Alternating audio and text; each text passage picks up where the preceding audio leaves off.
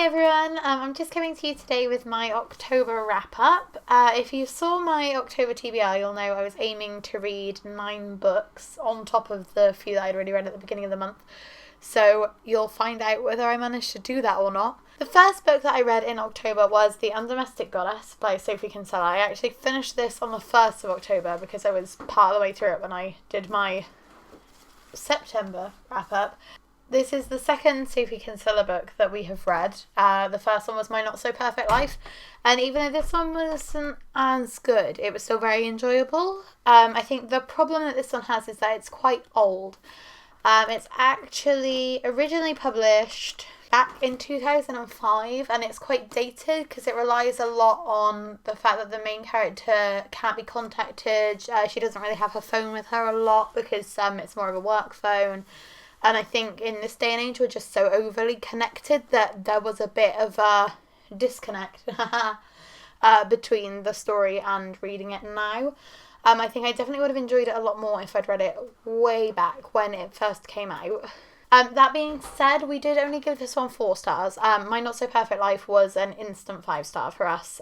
So this one was not as great, but still highly recommended. The next book that we finished in October was The Secret Runners of New York by Matthew Riley.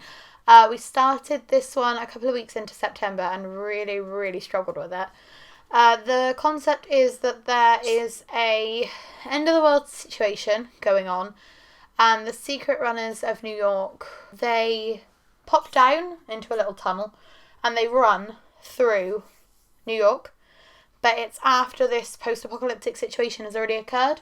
So in their everyday lives, they're still before this doomsday event. But they have the knowledge that it is going to happen and there is nothing that can really be done about it. There's just a lot of plot holes in this one. So there's one of the boys gets promised that he will get the key to be able to jump to this new world so that he doesn't have to live through the end of the world situation.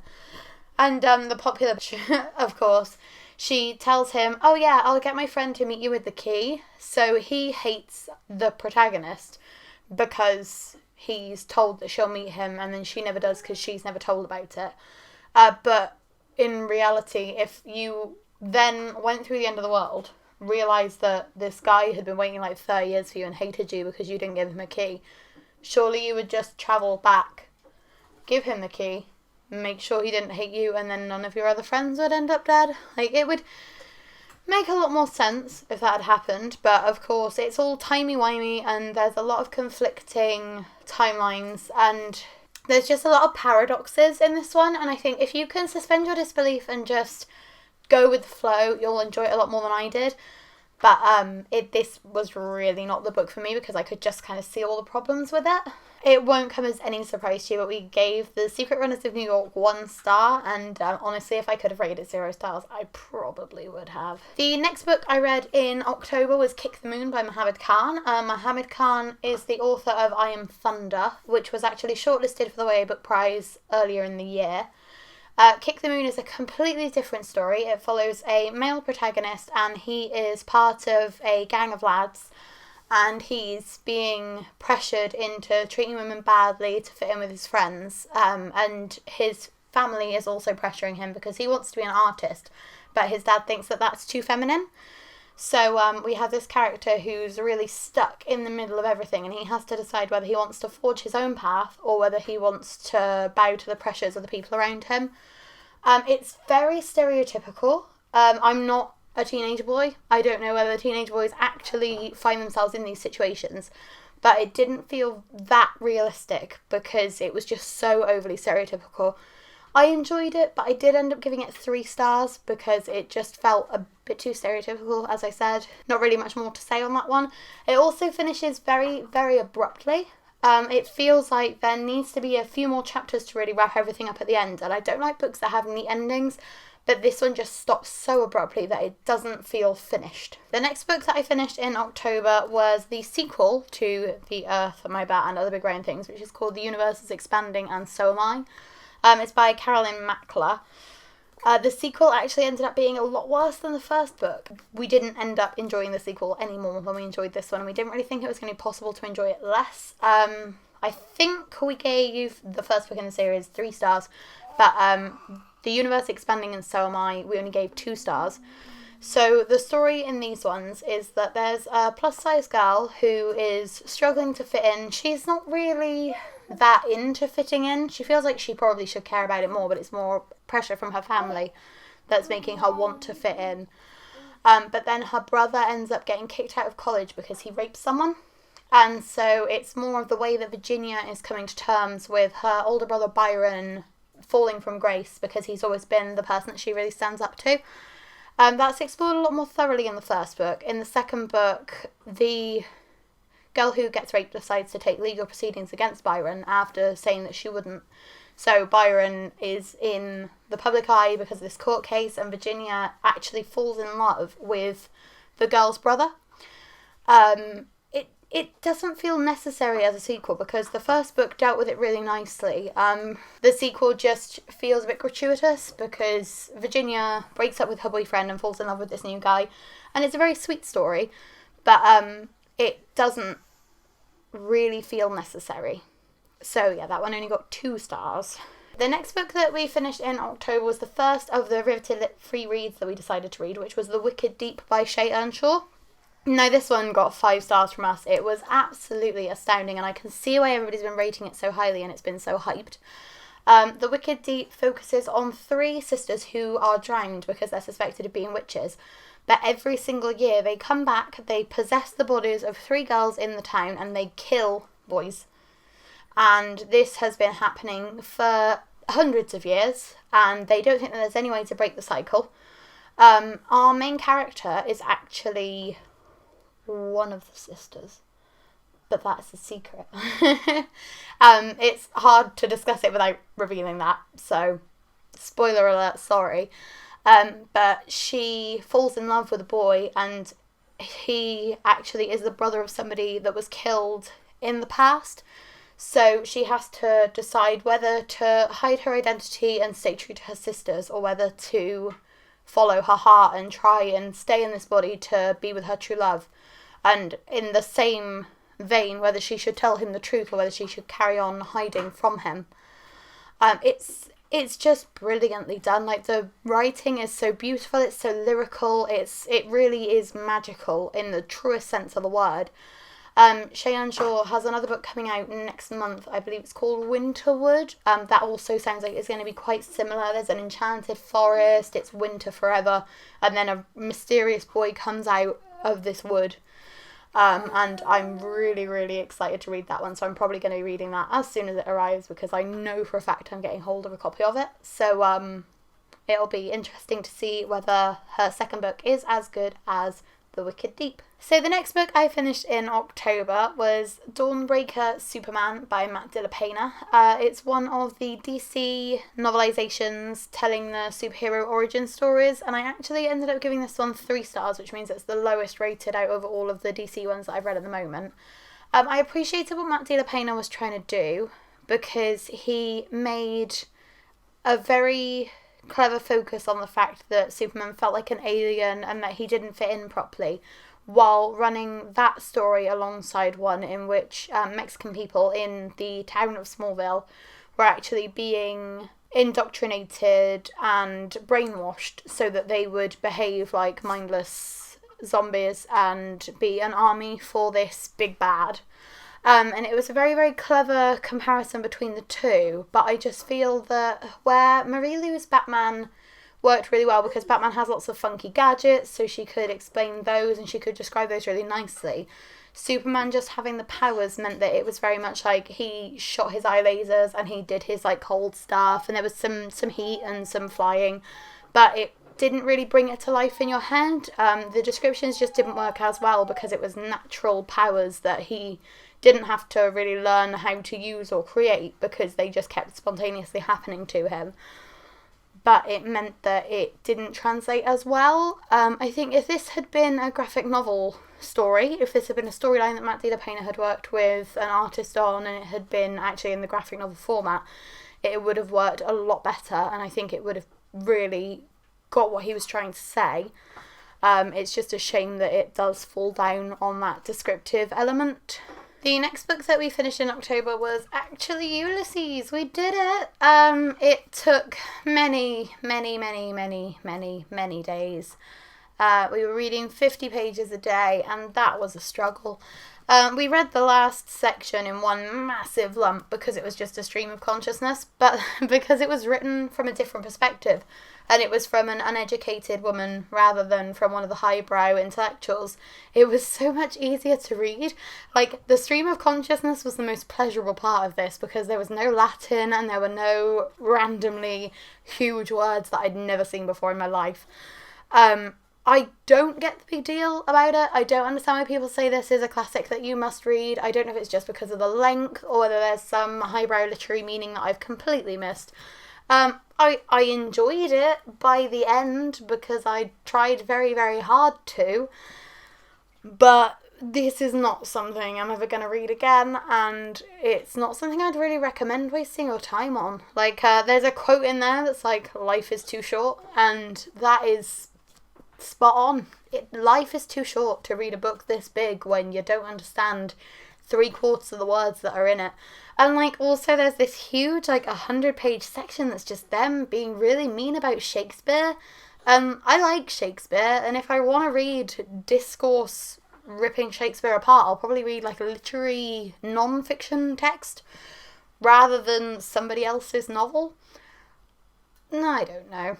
So we did give Ulysses 2 stars, which after saying all of that I feel was quite generous, but I think it's literally because there's like one really good funeral scene at the beginning that I was like, oh yeah, this is really good, I can see why people rate this. And then there was like 600 pages before anything else interesting happened. But we got there, and we did it, and we never have to do it again, and that is all that matters to me. So the next book that I finished in October was Hotel for the Lost, also known as Hotel Ruby, by Suzanne Young. This was another one of the Riveted Lit free reads. Very, very, very predictable. A girl and her father and her brother check into a hotel. They aren't allowed to go on the 13th floor. They're not allowed to go and see her. She's the only one that can get to the 13th floor, and it's meant to be all mysterious. But it's actually because they died in a car accident on the way there, and she's still in purgatory, like, will she die? Will she live? Who knows? Yeah. It's so predictable, and I feel like I've read it about 17 times. If you're a fan of American Horror Story Hotel series, you'll probably like it because it's quite similar, but also you could just watch Hotel and have a lot more pleasure from it because it was quite boring, if I'm honest with you. I'm glad that I read it because I wanted to read spooky reads, but it wasn't one that did anything for me. There is one twist at the end that is quite interesting, but that was what raised it from a 2-star from a 2 or 3-star. It didn't do anything more than that. But it's definitely a clever twist, and if Susanna Young had put more twists throughout rather than just relying on a lot of the tropes, it would have been a lot more successful. The next book I read in October was The Places I've Cried in Public by Holly Bourne. I absolutely loved this. It's the story of a girl who goes through a terrible breakup, and she revisits all the places that the boy made her cry. Emily is just absolutely brilliant. I think the way that she deals with the situation and the way that she confronts everything that Reese put her through and her feelings about it, and the fact that she didn't feel comfortable talking to anybody about it, is just brilliantly written. She ends up going to counselling, which is something that I'd highly recommend. If you haven't considered counselling before, if you're experiencing relationship issues, then it is something that I think not many people appreciate how much it can do. It's not something that I've personally experienced myself, but I know people who have been through it, and they've said that it's one of the best things just to be able to sit down and to feel like you're not having any kind of judgment, and you can get your feelings out, and you're not made to feel lesser because you're a teenage girl and you're worrying about problems like that. They really do appreciate and help you with a lot of coping mechanisms. So if you are a younger person who's having relationship issues, or even if there's just something in your gut that makes you feel like things aren't completely right, I would highly recommend if you not only read this book, because it will probably teach you some things that you haven't even realised that can be problems, but also just talk to someone, because it's always worth doing and you don't really lose anything. You might feel like you'll be made a fool of, or that you'll feel silly, but honestly you will not. It's worth a try. We gave The Places I Cried in Public 5 stars, and if I could have given it more I would have, and I'm already kind of thinking that I want to reread this one because it was just very, very enjoyable. And Holly Bourne is just such a genius writer when it comes to real teen issues that actually affect people on a regular basis that some people might not even think of as a story. The next book I read was Light as a Feather by Zoe Arson. I read this one as one of the Riveted Lit Free reads as well. I was really excited about this one because it's actually been adapted into a TV show for Hulu, and they've just started showing it on UK channels, so I thought, oh yeah, I'll read it and I'll really enjoy it. No, that was a lie. I did not enjoy this at all. It starts off and they play Light as a Feather, Stiff as a Board, and this girl Violet predicts her friends' deaths. And then there's like this endless section before any of the friends die, in which it's really, really obvious that they're going to, because why would it be a horror and why would it be a story if they weren't going to die? But you're just endlessly approaching the day that it's supposed to happen, and then it actually happens, and it's just really underwhelming. There is a sequel because there is no closure at all in this story. And honestly, I'm not going to read the sequel, and I wish I hadn't read the first one. I gave Light as a Feather 2 stars. I should have probably given it 1, and I will probably change it to 1 now that I'm thinking about it. Okay, the next book I read was The House by Christina Lauren. This was another one of the Riveted Lit Free reads. Again, was not really worth reading. To start off with, it's like a twisted Beauty and the Beast in that Gavin is raised by his house. He doesn't have any parents as far as he's aware. He's just been raised by sentient objects in his house his entire life. He falls in love with Delilah, and he introduces her to the house, and everything seems like it's going to go very, very well, and then all of a sudden the house flips and it just decides it wants Delilah out and it wants Gavin for itself. The creepy elements are very understated. When there's big blow-ups between the house and Delilah, the creepiness is very overdone, it's very dramatised, but for the majority of it, it does just focus on Gavin and Delilah's love story. Christina Lauren is actually a set of 2 people who write together, and they are often known for doing romances, so I think that's definitely where they should put their focus in future, and I can understand why they're so popular for their romances, because the way that they wrote Delilah and Gavin's relationship was very sweet. It just didn't really have the kind of same horror elements that I was hoping to see throughout. They were very much the subplot rather than the main plot. The next book that we read in October was The Unmumsy Mum A to Z. This is the 3rd book that the Unmumsy Mum is writing, and it's actually the last one because she's had 3 children, 3 books. She thinks that's pretty good symmetry, so she's going to stop writing there. But it was really nice to get to catch up with her, see how Wolf's doing. It's an A to Z, so it's very quick. You get little anecdotes from all the different areas of her parenting, back to when she was just a parent to 1 child, all the way up to being the working mum of 3, and it's really reassuring. Like, if you feel like you're doing a terrible job, you're not, and The Unmumsy Mum really, really makes you feel not alone in all of it, which is nice. So we gave The Unmumsy Mum A to Z 4 out of 5 stars. It wasn't quite as good as The Unmumsy Mum Diary, because I think where you follow her throughout the year, it's a lot more, like, it flows very smoothly. This is quite disjointed. It's perfect for dipping in and out of, and it is quite a nice little pick-me-up, but it's not as good as her earlier releases. The next book that I finished in October was Dogs by M.A. Bennett. This was not as good as Stags, and I was so disappointed. I mean, I gave Stags 3 stars, and I will be honest, I thought I'd given it more than that, because when I think of it, I enjoyed it a lot more in hindsight than I did at the time. But this is one of those books that you can tell it's just a filler. It's quite obvious that there's going to be a 3rd one. Nothing's been announced yet, but the way that it finishes on quite a cliffhanger makes it seem that there has to be a 3rd one, or it just doesn't make any sense. But this just bridges the gap between the 2. It's completely unnecessary. It also doesn't make a lot of sense. If you've been to a place and you've nearly been murdered because people are psychopaths, you're not really going to go back to that place. So the whole thing hinges on a massive loophole that just isn't realistic at all.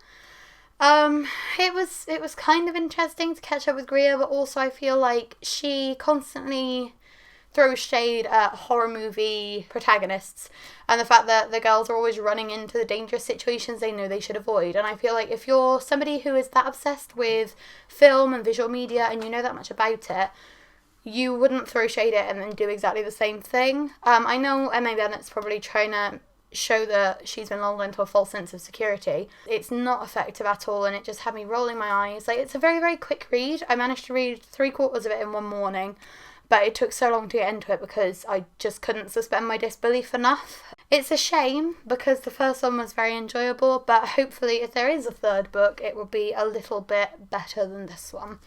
Okay, so the next book that I read in October was The Creeping by Alexander Sarowi. Again, one of the Riveted Lit free reads.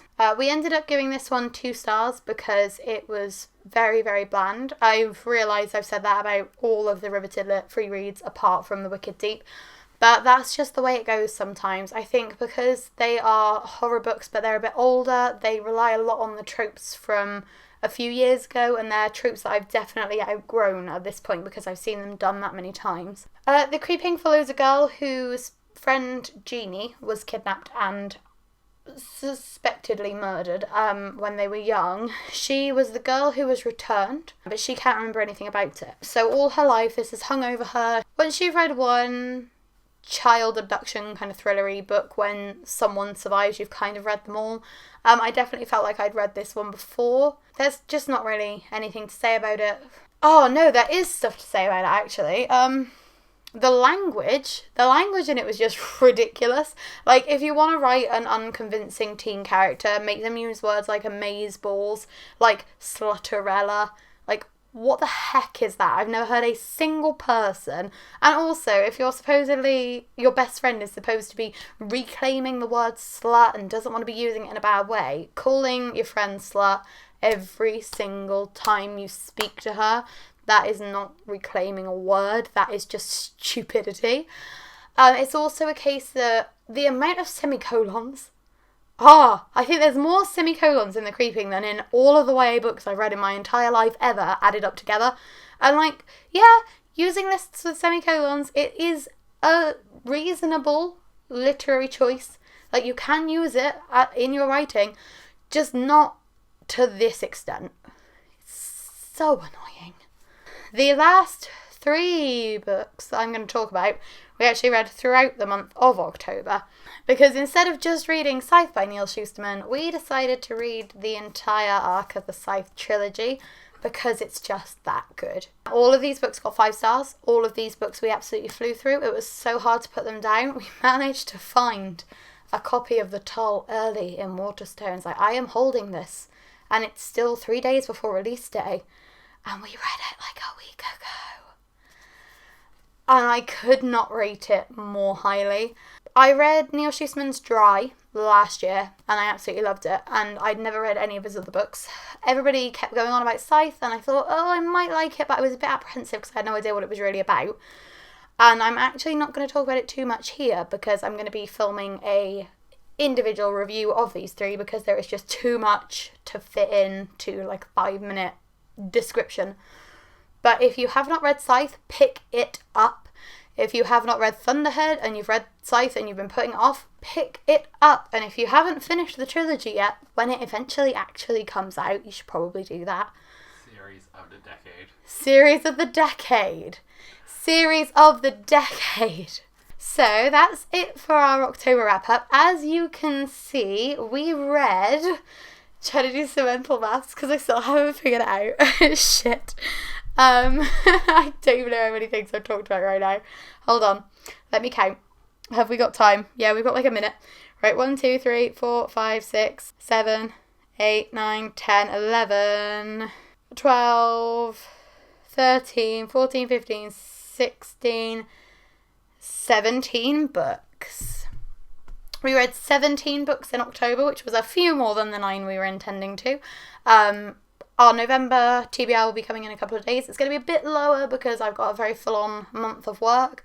But fingers crossed we'll be reading just as many as we did this month, and it'll be as good a reading month. I mean, if we can get that many 5 stars in a row again, I'm going to be very happy. I hope you have a great day and that you like and subscribe, and I'll see you next time.